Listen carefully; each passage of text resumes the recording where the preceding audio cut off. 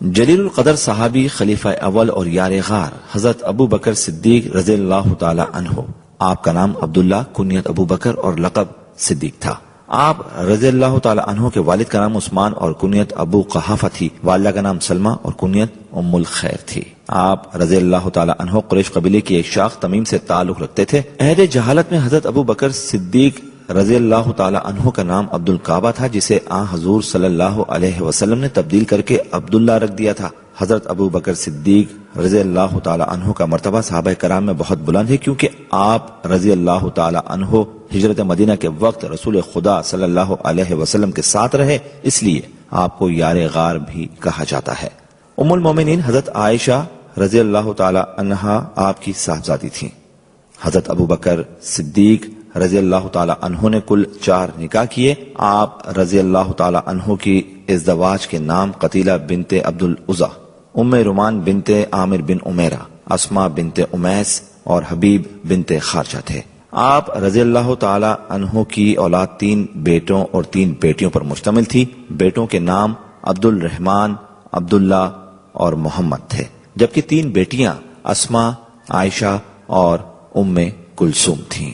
جب حضور اکرم صلی اللہ علیہ وسلم نے اپنی نبوت کا اعلان کیا تو مردوں میں سب سے پہلے حضرت ابو بکر صدیق رضی اللہ تعالی عنہ ایمان لائے۔ 8 ہجری میں فتح مکہ کے موقع پر حضرت صلی اللہ علیہ وسلم شہر میں داخل ہوئے تو آپ کے ساتھ حضرت ابو بکر صدیق رضی اللہ تعالی عنہ بھی قصوہ نامی اونٹنی پر سوار تھے۔ رسول خدا صلی اللہ علیہ وسلم کے وصال کے بعد امت مسلمہ نے حضرت ابو بکر صدیق رضی اللہ تعالی عنہ کو اپنا خلیفہ منتخب کیا۔ آپ رضی اللہ تعالی عنہ نے اپنے خطبے میں فرمایا، اے لوگو، میں تمہارا حاکم تو بنایا گیا ہوں لیکن تم سے بہتر نہیں ہوں۔ اگر میں نیک کام کروں تو اس میں میری مدد کرو، اور اگر برا کام کروں تو مجھے ٹوکو۔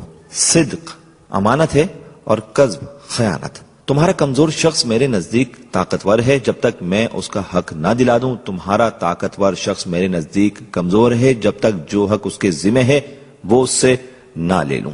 حضرت ابو بکر صدیق رضی اللہ تعالی عنہ کی خلافت 632 عیسوی سے لے کر 634 عیسوی تک جاری رہی۔ آپ رضی اللہ تعالی عنہ نے منکرین زکوٰۃ کی سرکوبی کی، لشکر کشی کر کے مدعیان نبوت کا خاتمہ کر دیا۔ آپ رضی اللہ تعالی عنہ کے زمانہ خلافت میں مسلمانوں نے عراق پر حملہ کر کے کئی ایرانی سالاروں کو شکست دی۔ اسلامی لشکر نے شام پر حملہ کر کے اجنادین کی جنگ میں فتح حاصل کی۔ حضرت ابو بکر صدیق رضی اللہ تعالی عنہ نے 23 اگست 634 عیسوی 22 جمادی الاخر 13 ہجری کو وفات پائی۔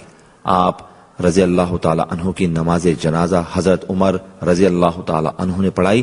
آپ رضی اللہ تعالی عنہ کو حضور صلی اللہ علیہ وسلم کے پہلو میں بائیں جانب سپرد خاک کیا گیا۔